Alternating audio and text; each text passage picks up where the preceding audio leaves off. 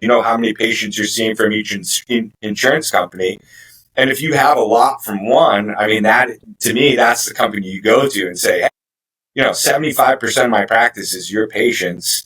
And this other carrier is paying me, 20% more than you are on the 25% of patients I have. Basically making almost the same amount of income from those patients, and I have way more of yours. And so you don't need to do that in a threatening way, but, to me, you put together a case. So you say, when's the last time I had an increase? How do my rates compare to the other carriers? How much of this carrier's business do I have? What big companies have been sold recently, right? That I know more business is going to come my way. How far am I from other dentists in the area? Do I do something better than everyone else? Like, am I the best at crowns in the area, right? And I'm doing more crowns than everyone because I know how to do them. And the doctors down the road send me the complex cases because they know I can handle them, right? So you kind of package all those things.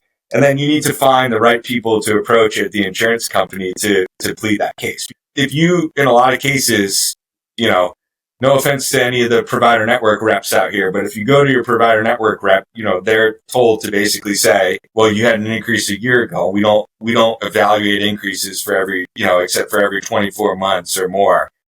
And you say, well, yeah, you just sold this 10,000 life group down the street and I have 500 new patients calling me like, let's work something out here.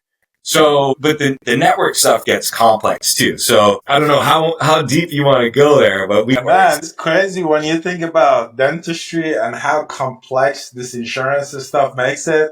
Man, good on my friends, Dr. Bowman out in Utah. He's like, hell with this insurance. He wants fee for service. I'm good on him.